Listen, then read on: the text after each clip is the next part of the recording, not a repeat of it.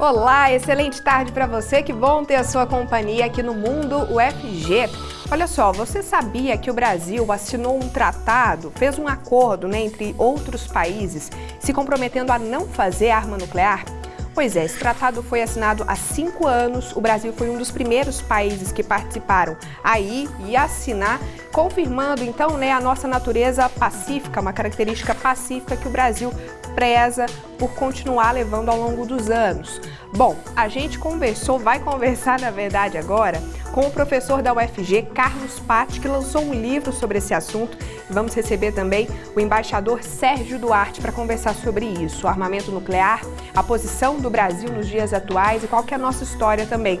Um assunto urgente, super importante, sempre essencial de ser tratado, Isso e muito mais, então, você confere a partir de agora. Pega um cafezinho, se acomode, que o papo é muito interessante e importante. Está começando o Mundo UFG.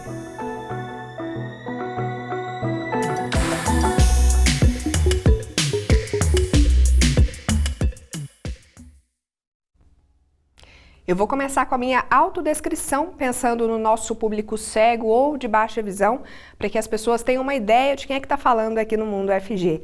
Eu sou Letícia Brito, apresentadora do programa, sou uma mulher de pele clara, tenho cabelos castanhos escuros, longos, estou usando uma blusa laranja, um blazer, mangas compridas aí, num azul marinho e uma calça vermelha. Está comigo dividindo a tela o professor Diego Barbosa. Bem-vindo, professor. Ele está fazendo a nossa interpretação para Libras. O professor é coordenador do Labitave e ele tem pele clara, cabelos e olhos castanhos, tem barba cheia, está usando uma camisa social preta. Para a gente falar então sobre armamento nuclear, sobre esse acordo do qual o Brasil faz parte, esse tratado, eu recebo aqui 2 convidados para a gente conversar. Recebo Carlos Patti, professor e coordenador do programa de pós-graduação em Ciência Política aqui da UFG. Professor, muito bem-vindo, tudo bem? Tudo bem, Letícia.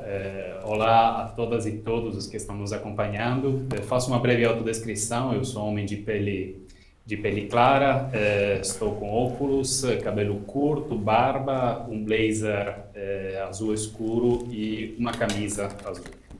Ótimo, a gente recebe também Sérgio Duarte, embaixador. Ele foi alto-representante da Organização das Nações Unidas para assuntos de desarmamento. O embaixador também participou presidiu a revisão do Tratado de Não Proliferação Nuclear em 2005. Embaixador, muito bom ter o senhor aqui com a gente. Bem-vindo, tudo bem? Boa tarde, é um grande prazer estar aqui. Se eu tiver que me descrever, já tenho uma certa idade, tenho cabelos brancos, pele clara, não tenho barba, e eu creio que isso basta. Estou usando uma camisa de colarinho de tartaruga, colarinho enrolado e um suéter azul marinho. Maravilha. Embaixador, eu queria começar perguntando para o senhor como é que geralmente são organizados esses tratados e como é que funcionam, a adesão também, tudo como é combinado, porque a gente percebe que às vezes países ditos como os desenvolvidos, eles parecem não terem tanto interesse de fazer parte desses tratados. Tenho a impressão que ter um armamento, ter um potencial bélico, digamos assim, nuclear, parece que ainda é tido como poder, é bem visto de alguma forma. O que o senhor diria sobre isso? Eu diria que há diversos tratados que tratam de aspectos diferentes do tema nuclear. O Brasil é membro de vários deles. É membro principalmente do tratado que proibiu armas nucleares da América Latina e Caribe. É um tratado de 1967. Atualmente só fazem parte desse tratado os países da América Latina e do Caribe. Mesmo assim, os 5 países que possuem armas nucleares e que são reconhecidos como tais se comprometeram também a dar garantias aos países latino-americanos e caribenhos, porque, como esses países nossos não possuem armas nucleares, os possuidores se obrigaram a não vir a fazer ameaças nucleares contra nós. Agora, o tratado que vocês referiram logo no início, que o Brasil assinou, é um tratado muito mais recente, foi assinado há 5 anos atrás, como você disse. É um tratado que proíbe completamente os seus participantes de ter armas nucleares. Excelente. No entanto, esse tratado foi assinado pelo Brasil, mas o Congresso Nacional ainda não ratificou. É preciso que o Congresso Nacional ratifique o tratado para que ele tenha efeitos no Brasil. E esse processo de ratificação está em andamento, embaixador? Como isso acontece? Qual que é a previsão? O Executivo manda para o Senado Federal o tratado e o Senado Federal, a Comissão de Relações Exteriores do Senado Federal, examina e eventualmente ratifica. Já está demorando um pouco, já era hora de ter sido ratificado, mas isso é um problema, isso é uma questão para a Comissão de Relações Exteriores do Senado, são os senadores que decidem. Mas enquanto o Brasil não ratificar, o tratado ainda, de certa forma, obriga o Brasil, mesmo antes da ratificação, se você assina um tratado, significa que você pretende seguir esse tratado, você não quer fazer nada que prejudique as finalidades do tratado. Então, o Brasil tem condições muito claras, né?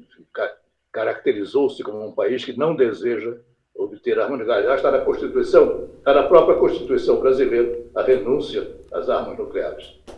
Ótimo. Professor Carlo, qual que é a importância de ter esse posicionamento, né, de renunciar às armas nucleares, como o embaixador disse, e que consequências que isso tem até para as relações entre países aqui? Qual que é o impacto para o Brasil? Então, o Brasil, em realidade, como o embaixador estava mencionando, abriu mão dessa possibilidade de ter armas nucleares. Na própria Constituição, em 1988, reafirmou claramente esse compromisso em um acordo bilateral com a Argentina, que era considerada a principal possível rival do Brasil numa possível corrida armamentista. E depois aderiu também ao Tratado de Não Proliferação de Armas Nucleares, que é um tratado que foi negociado e aberto para assinaturas na década de 60, pouco depois do tratado que o embaixador Sérgio Duarte mencionou, que desnuclearizou a América Latina. Através desse tratado, os países nuclearmente armados, ou seja, França, Grã-Bretanha, Estados Unidos e China, são os países que podem ter armas nucleares, enquanto os países que também são membros desse tratado abrem mão da possibilidade de ter armas nucleares. Então, esse tratado, que é o Tratado de Não Proliferação de Armas Nucleares, do qual o Brasil é parte desde 1998, já é um compromisso internacional global para impedir a proliferação por parte de países como o Brasil. O Tratado de Proibição de Armas Nucleares, digamos que especifica ainda mais aquele que é um dever que os países nuclearmente armados devem ter, não sem muitos vínculos por parte do Tratado de Não Proliferação de Armas Nucleares. Então, o Brasil foi, desde sempre, digamos assim, mas sobretudo desde a época, desde a década de 90, mas também, sobretudo, na década de 2000, um dos países que mais promoveu o desarmamento nuclear, para evitar, de fato, que o país possa ter o risco de ter uma guerra nuclear que poderia aniquilar o mundo. Então, promoveu, além de outras iniciativas, esse Tratado de Proibição de Armas Nucleares, que o Brasil foi o primeiro firmatário do tratado em 2017. É um tratado que vincula os países partes a abrir mão das armas nucleares em um tempo brevíssimo, né? Então, digamos que é um tratado que vincula ainda mais os países dentro daquele que se chama regime de não proliferação nuclear, porque a comunidade internacional percebeu que os países com armas nucleares não estavam fortemente comprometidos de maneira firme para abrir mão das próprias armas nucleares. Então, é importante o posicionamento do Brasil em afirmar a própria vocação pacifista, em afirmar uma vocação pacifista que é histórica do Brasil, visto que o Brasil defende também o desarmamento, digamos, desde o começo do século XX, com vários posicionamentos que também se afirmaram na área nuclear. Embaixador, eu queria muito ouvir o senhor sobre a sua participação na assinatura do tratado. Eu queria que o senhor nos contasse mesmo como foi a época, como foram as conversas e tudo mais. Nós estamos falando aqui de mais de um tratado, né? O Tratado de Não Proliferação, ao qual o professor Paty se referiu, é um tratado que foi negociado, enfim, mais ou menos, nos anos 60, começou a ser formulado nos anos 60. Foi, sobretudo, o interesse da Rússia, na época União Soviética, e dos Estados Unidos, em ter um texto que impedisse que outros países viessem a ter armas nucleares. Nessa altura, já 5 países possuíam armas nucleares. E esses países, naturalmente, tinham todo o interesse em que nenhum outro viesse a possuir. Esse é um tratado de não proliferação, que reconhece esses 5 como possuidores e todos os demais como não possuidores e se comprometeram a não vir a adquirir. Acontece que os possuidores, esses 5 possuidores, não se comprometeram claramente nesse tratado, não se comprometeram claramente em vir a desfazer-se das suas armas nucleares. E essa tem sido a grande dúvida, a grande questão desde os anos 60 até hoje. Por que é que esses países que fazem tanta questão que ninguém mais venha a obter armas nucleares porque consideram isso perigoso, por que é que esses países que possuem as armas não tomam nenhuma iniciativa, não fazem nada? Ao contrário, afirmam que precisam das armas para manter a paz no mundo. Por que é que eles também não se comprometem, não? Por que é que eles também não trabalham em favor do desarmamento nuclear? Por causa disso, porque os países que se comprometeram a não ter as armas negociaram este outro tratado, que é de 5 anos atrás, em que o que se propõe é que todos aqueles que vierem a assinar esse tratado se comprometam claramente a desfazer-se das suas armas nucleares. Naturalmente, os possuidores até agora não têm se interessado em participar desse segundo tratado, mas é o tratado mais importante. Os participantes estão reunidos em Viena, né, para ver de que maneira que podem progredir nessa linha. Mas a grande dúvida, a grande questão é justamente esse enfrentamento, né, dos fóruns internacionais entre os possuidores e os não possuidores. Os não possuidores pedindo aos possuidores que façam alguma coisa, desfaçam-se das suas armas, porque o perigo é para todos nós. Se houver uma arma nuclear, o perigo para o mundo inteiro. É isso. Bom, professor Carlos, o senhor tem pesquisa sobre o assunto, tem um livro que foi feito a partir da pesquisa. Eu queria que o senhor falasse um pouquinho do seu estudo para nós. Eu acho que o seu microfone está fechado aqui para ele. Acontece todo dia, não preocupa. Mostro aqui a capa do livro. O livro se chama Brazil in the Global Nuclear Order, o Brasil na ordem nuclear global. Foi publicado recentemente pela Johns Hopkins University Press. É um trabalho de pesquisa histórica, mas também que trata da política contemporânea, de anos, de mais de 10 anos de pesquisa. Digamos que através da consulta de arquivos de 8 países diferentes, e também de entrevistas com vários protagonistas das decisões tomadas no Brasil ou em outros países, tentei descrever, analisar qual foi o posicionamento do Brasil em relação às armas atômicas e à energia nuclear como um todo durante a era atômica, ou seja, desde a explosão das bombas em Hiroshima e Nagasaki até os dias de hoje. Analisando claramente, não exclusivamente a busca do Brasil para uma arma nuclear, busca que nunca se concretizou por causa da renúncia final a qualquer direito de ter uma arma de destruição em massa como uma arma nuclear, mas também naquele que era o debate associado à renúncia de armas nucleares, ou seja, o debate sobre o que fazer com a energia nuclear, que podia ser e que é ainda hoje o importante instrumento para o desenvolvimento dos países que possuírem essa forma de energia, né? Lembramos que a energia nuclear, além de ser utilizada para a produção de bombas atômicas, pode ser utilizada para a produção de energia elétrica, mas também tem finalidades, por exemplo, na preservação dos alimentos, ou pelo ponto de vista agrícola, ou também pela produção de radiofármacos no âmbito médico. Então, as finalidades são várias, somente que os países que dominem a tecnologia para a produção de energia nuclear para todas essas áreas são países que podem ser considerados mais autônomos pelo ponto de vista internacional em todas essas áreas de ação. Então, eu vi como o Brasil enfrentou limitações internacionais, sobretudo ligado ao fato que os países detentores dessas tecnologias queriam limitar a difusão dessas tecnologias, sobretudo por causa do medo que os países que adquirissem essa tecnologia pudessem desenvolver armas nucleares.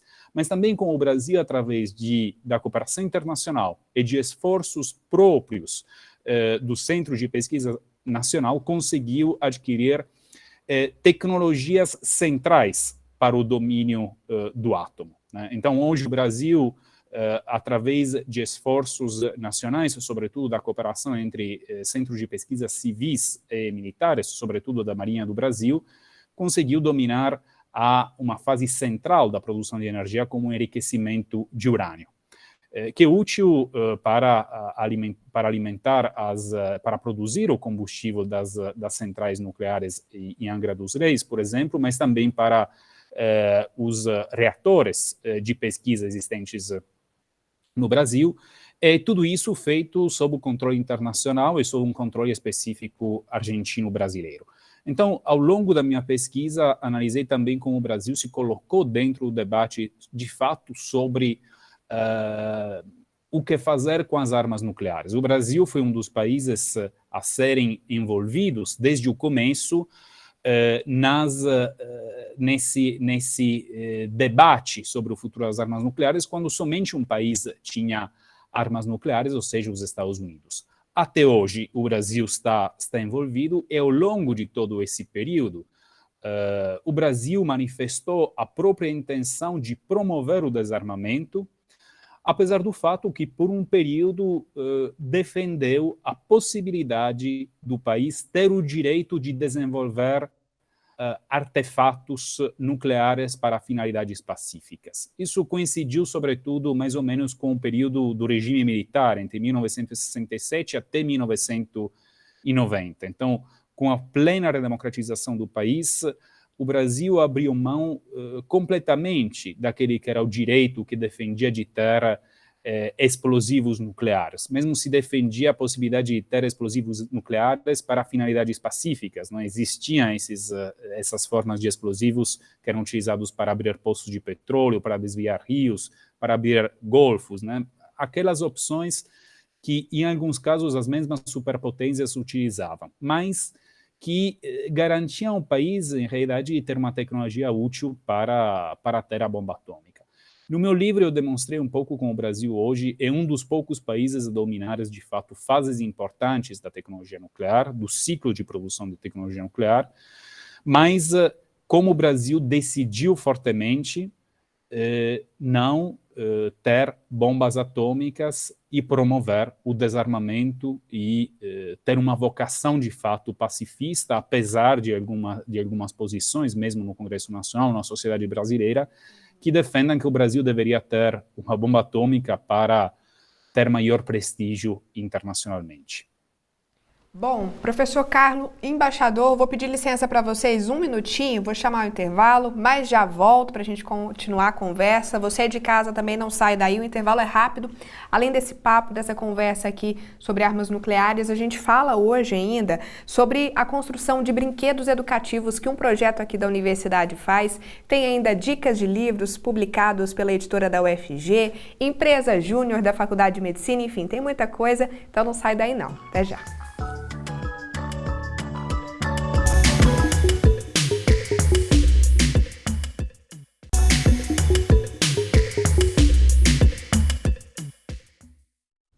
Mundo UFG já está de volta, muito obrigada pela sua companhia. Hoje a gente conversa sobre armamento nuclear e sobre a posição do Brasil, né, de combate, de ser contra, de se eximir, ou melhor, não de se eximir, mas de se colocar contrário, de abrir mão à possibilidade de ter uma arma nuclear. Bom, quero te convidar para seguir a TV UFG nas redes sociais, para você acompanhar todos os debates que a gente faz aqui no Mundo UFG. Estamos sempre colocando lá os temas que vamos conversar aqui no programa, então é só buscar na lupinha aí o @TV UFG. No Facebook, no Twitter e no YouTube temos transmissão ao vivo. Às vezes facilita, né? Não precisa estar em casa para assistir, dá para assistir pelo celular. Falando nisso, tem o nosso aplicativo que você baixa na Play Store ou então pelo QR Code aqui do cantinho da tela.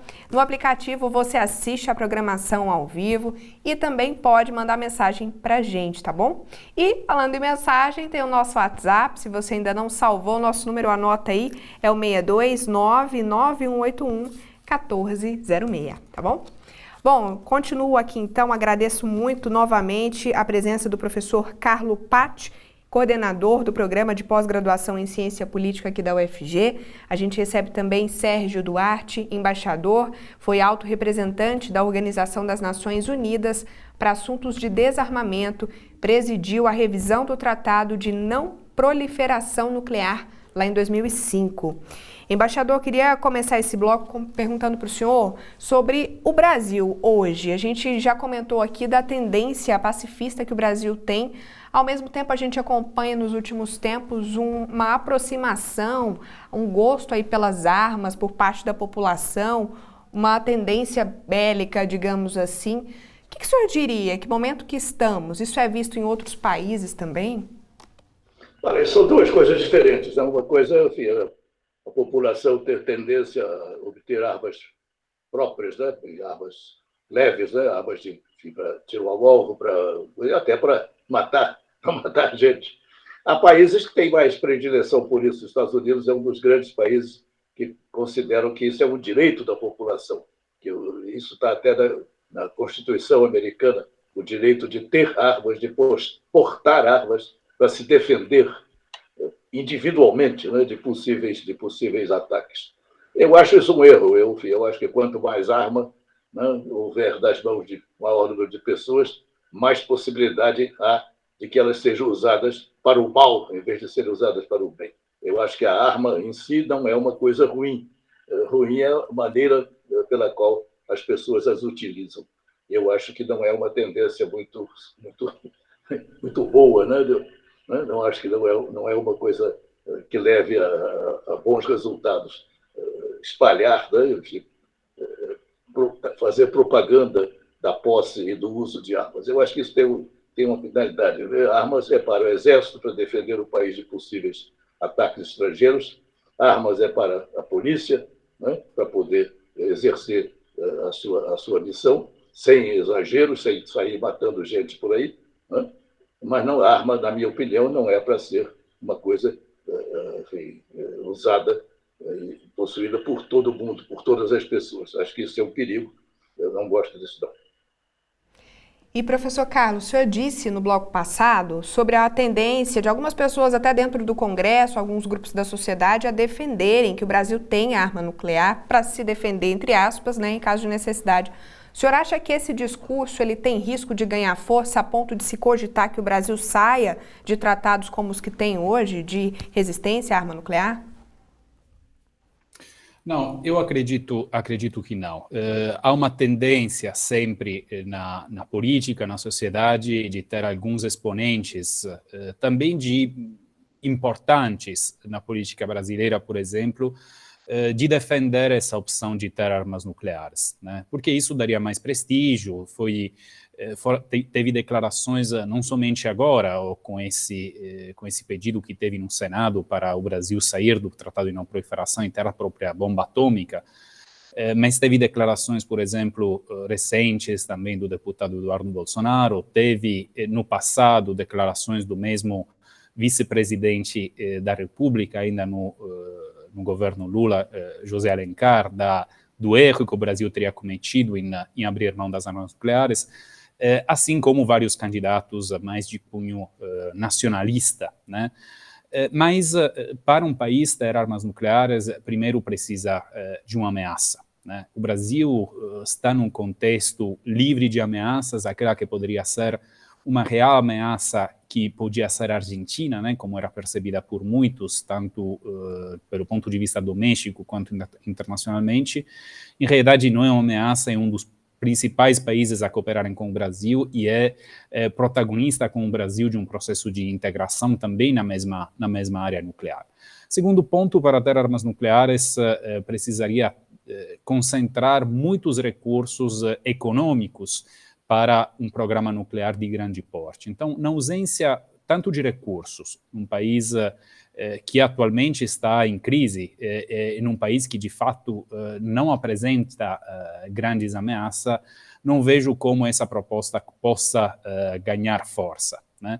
Considerando que, de qualquer forma, o país teria as condições de ter armas nucleares, as condições tecnológicas, as condições de conhecimento, mas o que falta é, de fato, a vontade de ter essas armas e também a necessidade. E, sobretudo, lembramos, ter uma arma nuclear hoje na ausência de conflitos por parte do país, e num cenário internacional complexo, teria grandes custos, que se transformariam claramente em possíveis sanções, num possível isolamento internacional.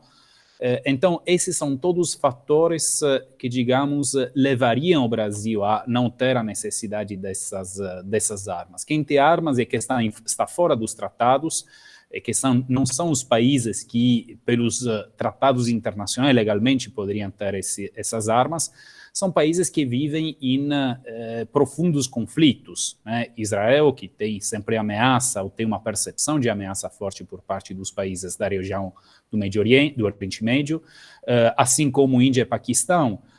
A Índia tem teria a ameaça da China de um lado e do Paquistão do outro, e a Coreia do Norte, que tem armas nucleares para garantir, digamos, a própria sobrevivência num entorno estratégico difícil. Mas são pouquíssimos países numa comunidade internacional de mais de 190 países, onde somente 9 países têm armas nucleares. Claramente, toda arma nuclear apresenta uma ameaça para a paz e para a sobrevivência do mundo, porque uma guerra nuclear, de fato, levaria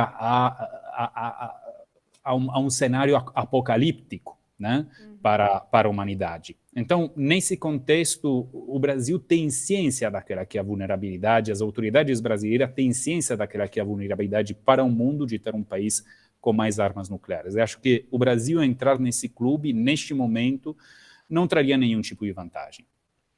Embaixador, existe a tendência, a expectativa de que outros países se dediquem ao desarmamento nuclear, abram mão dele, ou o senhor acha que a tendência atual é o contrário? Muitos países já abriram mão. Esse tratado de não proliferação, né, reconhece que 5 países têm o direito de possuir essas armas. E para isso eles prometeram que viriam algum dia, talvez, quem sabe, a se desfazer delas. Todos os demais são 193 países das Nações Unidas. 5 são membros desse tratado de não proliferação, aos quais é reconhecido o direito de ter as armas. 4 não fazem parte do tratado e, portanto, não possuem as armas, mas não estão obrigados a dar. Então, você tem 9 países que possuem armas nucleares num universo de 193 países. Todos os demais, todos os outros, sem ser esses 9, todos os outros se comprometeram já a não vir a obter e não têm feito nenhum esforço para obter armas nucleares. Então, eu acho que é muito difícil, num panorama que o professor descreveu, né, em que qualquer tentativa de um país que não possui armas, qualquer tentativa de vir a possuir armas, atrairia sanções, atrairia uma série de elementos negativos, né, que não vale a pena, realmente não valerá a pena possuir, a menos que você tenha uma grave ameaça à sua soberania, à sua existência. Você só conseguiria resistir se você tivesse uma arma potente para opor a um inimigo. Não é o caso do Brasil, como não é o caso da maioria dos países deste mundo. Então, eu vi a tendência, eu gostaria que fosse, espero que a tendência no mundo seja, pelo menos, que a arma nuclear fique, por enquanto, limitada a esses 9 países que possuem e que esses países, aos poucos, percebam que também o fato de possuírem é um aspecto negativo, né? Porque aumenta a possibilidade de que haja, eventualmente, uma guerra entre eles, e uma guerra entre eles poderia até acabar com a existência do mundo como tal, com a existência da raça humana, né? As consequências de uma detonação nuclear, né, grave, forte, né? Enfim, armas nucleares sendo disparadas de um país para outro, né? Existem inúmeros estudos científicos que mostram que isso poderia acarretar até o fim da vida na Terra, né? A completa eliminação da raça humana e da vida sobre a Terra. Então, é um perigo muito grave que nós temos, todos que não possuímos as armas, né, e que não desejamos possuir as armas, temos que, enfim, trabalhar em conjunto, e estamos trabalhando em conjunto. Uma prova é esse tratado mais recente, esse tratado de proibição de armas nucleares, que espera, né, foi feito para que todos possam participar e todos possam deixar de possuir armas nucleares. Esperemos que os países que possuem venham eventualmente a compreender o perigo que nós todos corremos e possam se desfazer do armamento nuclear. Não vale a pena possuí-lo, porque ele não serve realmente para coisa alguma. Eles falam muito no que se chama dissuasão nuclear. Eu possuo armas nucleares, portanto, eu dissuado e impeço que você as use contra mim. Mas se vierem a utilizar, né, será um desastre completo. Né? Se os países se bombardearem com armas nucleares, todos nós vamos sofrer. É um perigo que nós todos, toda a humanidade, pode sofrer, portanto, toda a humanidade tem o dever de procurar evitar que isso aconteça. É exagero falar que a gente tem um risco de extinção da humanidade, embaixador, ou é isso mesmo?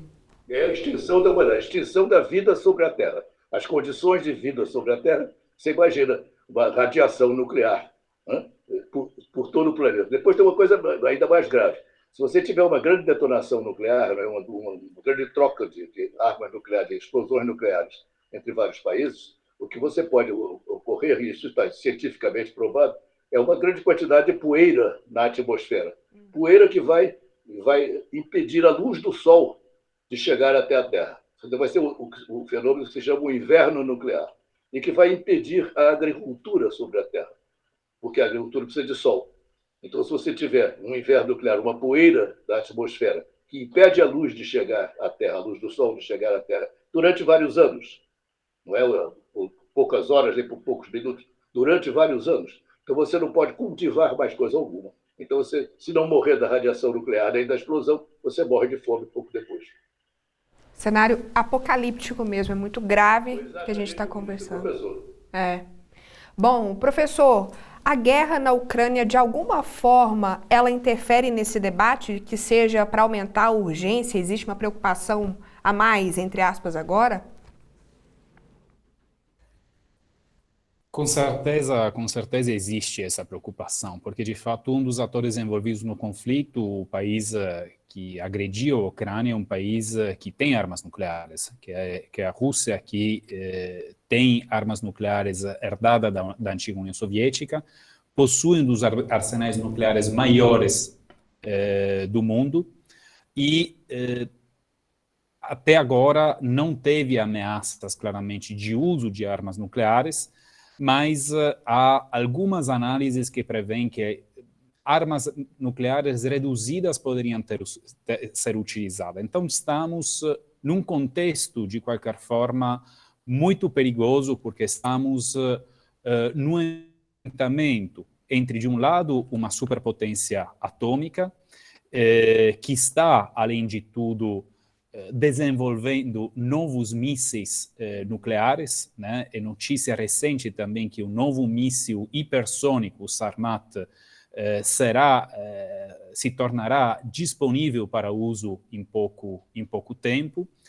E, então, isso aumenta a tensão sobre uma possível utilização de armas nucleares. Isso leva claramente a uma situação inesperada, sobretudo depois da Guerra Fria. É por isso também que todos os esforços têm que ser feitos rumo ao desarmamento nuclear, rumo à pacificação na região, porque é uma região particularmente sensível, onde dois blocos se enfrentam. A aliança da OTAN, claramente, poderia se enfrentar-se com a Rússia, ou seja, voltar a um cenário como aquele da Guerra Fria, né, onde, de fato, as duas superpotências poderiam chegar a um enorme estado de tensão. De qualquer forma, eu considero que a Rússia não irá, ou os países ocidentais não irão utilizar armas nucleares no conflito. De fato, o resultado que todos sabem é uma destruição mútua garantida entre esses países. E existem também instrumentos, sobretudo entre Moscou e Washington, para evitar uma guerra nuclear entre as duas superpotências através de um canal de comunicação direto. Mas, claramente, estamos numa situação de conflito bélico onde precisamos pensar em vários cenários. Embaixador, o senhor disse há pouco, né, da sua expectativa e a de todo mundo, é de que os países que têm armas, né, nucleares, têm uma bomba atômica aí, eles abram mão disso. Pela sua experiência, pela experiência do senhor, como é que a gente faz essa pressão, digamos assim, consegue pressionar para que isso seja feito, já que a gente está falando de potências, né, países que são superpotentes aí, economicamente, por exemplo? Isso só que ele pode fazer com sucesso é a opinião pública. E programas como esse são bons porque levam ao público essas preocupações. As pessoas começam a compreender, começam a perceber o perigo que correm, o perigo de uma conflagração nuclear. Alguns anos atrás, nos anos 80, os russos tinham foguetes apontados para a Europa Ocidental e os países da Europa Ocidental tinham foguetes nos territórios da Europa Ocidental, nos territórios dos países da Europa, apontados para a Rússia. Isso no início dos anos 80, mais ou menos. E a opinião pública europeia se deu conta de que aquilo realmente era um perigo, porque cada vez maior número de foguetes, né, apontados de um lado para o outro, né, cada vez maior o número de foguetes, cada vez maior era a possibilidade de que viesse a haver um enfrentamento. Então, nos anos 80 estávamos ainda em plena Guerra Fria. Mas foi a opinião pública, foi a força da opinião pública que fez com que a Rússia e os países da Europa Ocidental e os Estados Unidos celebrassem um tratado pelo qual foram retirados todos esses foguetes chamados de médio alcance. Né? Então, foi uma vitória da opinião pública. Uma série de organizações, eu faço parte de uma, né, organizações dessas, que eu já não sou mais funcionário público, não sou mais funcionário do governo, faço parte de uma organização civil, da sociedade civil. E há dezenas dessas organizações, tanto desses países que possuem armas, como em outros países como o nosso. Né? E são entidades privadas que procuram instruir, procuram mostrar o perigo que nós todos corremos e que a importância de que todos nós, de que a opinião pública, eu escrevo nos jornais, né, saiu agora, nos últimos dias, artigos meus, né, sobre esses assuntos nos jornais, né, porque é preciso conscientizar a opinião pública para esse perigo. A opinião pública esquece dessas coisas porque o perigo é muito remoto. Ah, não, esse é problema lá dos países armados. Não, é problema nosso, porque quem vai sofrer a consequência somos nós. Então, nós temos todos o dever de participar, então temos o dever de contribuir para o esclarecimento das pessoas. Embaixador, agradeço muito ao senhor justamente por ter vindo ajudar a gente a entender esse cenário todo. Muito obrigada e o convite para o senhor voltar está feito, viu? Até a próxima. Quando você quiser. Muito obrigado. Um abraço. Professor, muito obrigada também. Sempre que o senhor quiser voltar, a gente vai estar te esperando. Muito obrigado pela disponibilidade. Obrigado. Tchau. Um abraço, gente. Intervalo, mas é muito rapidinho. Daqui a pouco a gente fala do projeto da UFG que constrói brinquedos educativos para as crianças. Tem ainda dicas de leitura dos livros publicados aqui pela editora da UFG e muito mais. Até já.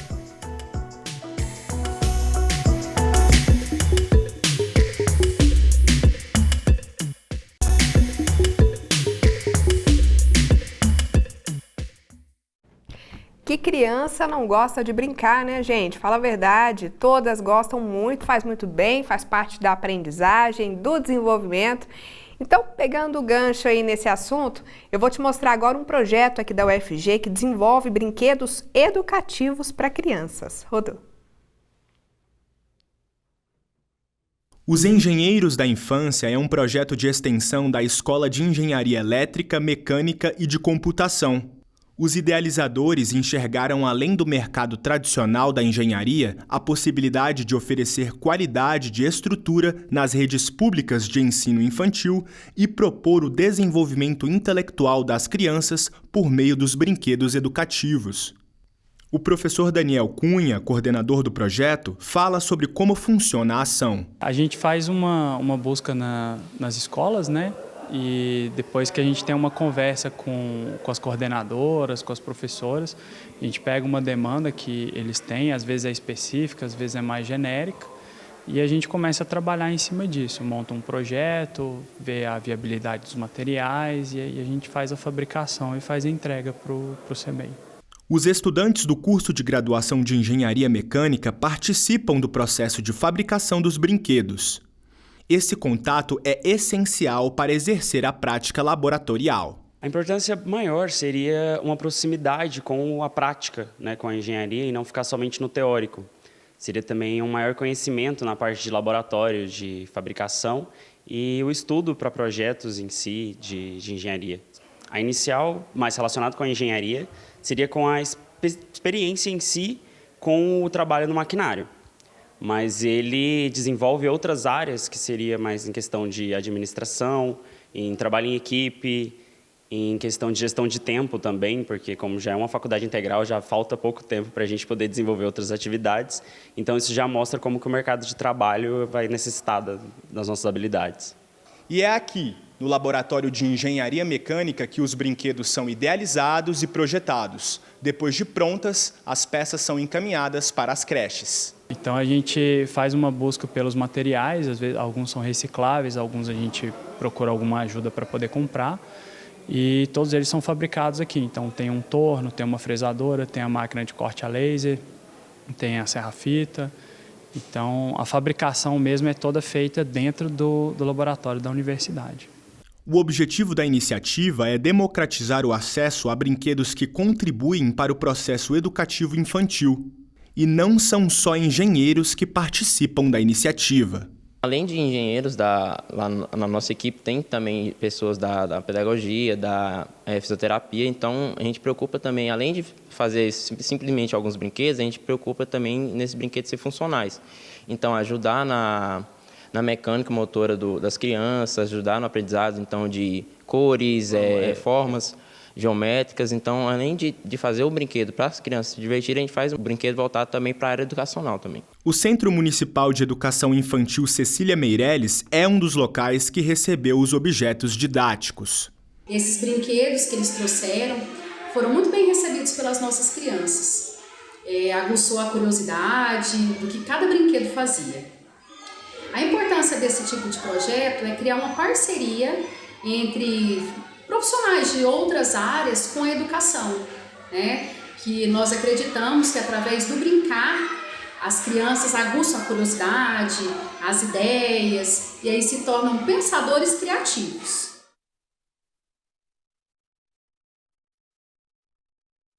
Bacana, né? Muito bom.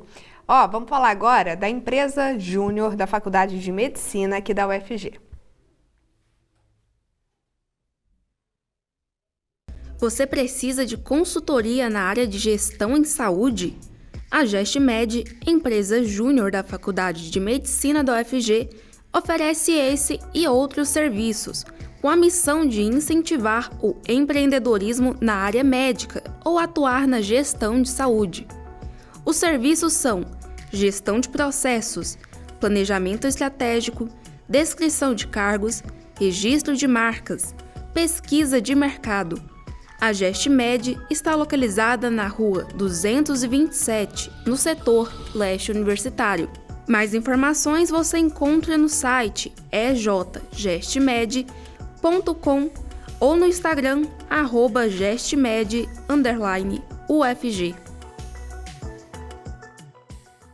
E você é daqueles que lê muito, está sempre com um livro aí por perto ou lê menos do que gostaria? Independente da resposta, eu acho que você vai gostar das dicas de agora. São publicações da editora da UFG que a gente vai trazer aqui 3 dicas hoje. Rodou.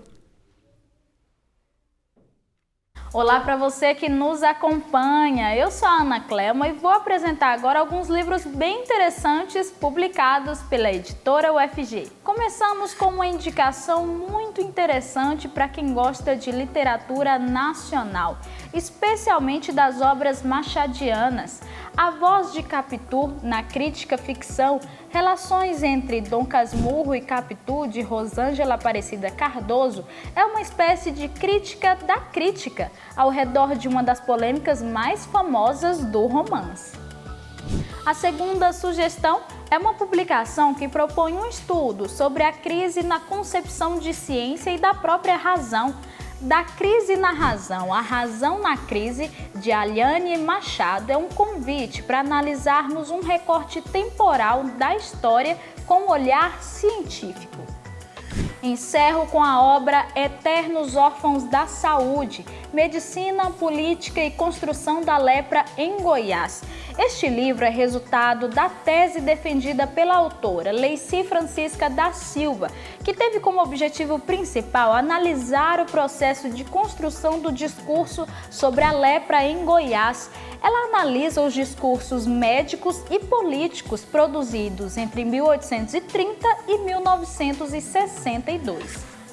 Essas são algumas publicações disponíveis em editora.ufg.br. Boa leitura! Valeu, Ana Cleoma, muito obrigada. A UFG marca histórias de vida de muitas pessoas, possivelmente marca a sua também, né? Agora, a gente vai falar de uma dessas histórias, é a do técnico administrativo Ramon Pereira. Rodou. Olá, eu sou Ramon Ataíde, sou graduando da Faculdade de Filosofia e técnico administrativo na Faculdade de Ciências Sociais da UFG. O meu primeiro contato com a UFG foi quando eu vim fazer uma etapa da Olimpíada Brasileira de Matemática, isso foi em 98. Eu vim fazer a prova aqui no Instituto de Física e foi amor à primeira vista. Eu tinha esse sonho sempre de estudar aqui, acabei não podendo cursar aqui porque por uma questão financeira eu tive que trabalhar e estudar. E acabei tendo que fazer ciência da computação em uma outra instituição. E nesse período eu comecei a trabalhar e fui bolsista no Hospital das Clínicas, que foi assim, uma das coisas que me mudou profundamente e uma grande oportunidade da minha vida poder ter essa experiência profissional lá como bolsista no CPD. Foi um momento interessante da vida de trabalhar num órgão grande, né? O hospital é imenso, tem vários funcionários, diferentes especialidades. E a gente do CPD, como a gente tinha que consertar computadores em todos os lugares, a gente acabava tendo acesso e conhecendo várias histórias. Logo depois, eu fui bolsista também no IPTESP, que é o Instituto de Patologia Tropical e Saúde Pública, uma pesquisa que envolvia computação e medicina, né? Então, quando eu estava terminando ciência da computação, eu comecei a estudar música e nesse período comecei a ler algumas coisas de filosofia. E nessa época, minha companheira, ela já tinha cursado letras aqui e tinha vontade de fazer uma outra graduação. A gente estava muito interessado em estudar coisas mais profundas, assim, se envolver com coisas mais densas, né? E eu fiz vestibular para filosofia e ela para ciências sociais. Como eu tinha necessidade de trabalhar, eu gostaria de trabalhar aqui e continuar estudando. E eu consegui, no último ano, passar no último concurso para técnico administrativo e tomei posse na Faculdade de Ciências Sociais. Eu conheci um pouco da Faculdade de Ciências Sociais, que é próximo, mas não tinha ideia da dimensão e da quantidade de serviços que a faculdade oferece para a população, né? Tentar prestar o concurso para técnico administrativo é uma boa solução, porque tem uma série de incentivos que a universidade oferece para o servidor técnico administrativo, para que ele não só conclua a graduação, mas que ele continue e siga a carreira acadêmica. Eu não poderia me sentir mais privilegiado de poder ter esses vínculos, né, de estudante e de servidor técnico administrativo, porque eu não acho que exista algum outro lugar mais importante para estar hoje trabalhando e dedicando o tempo do que uma instituição de ensino pública e gratuita.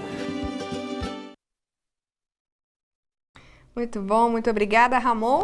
Te agradeço também a você que acompanhou a gente até aqui, muito obrigada. Mundo UFG de segunda a sexta, 1h da tarde, tem reprise 9h30 da noite também, tá? Um abraço, até a próxima.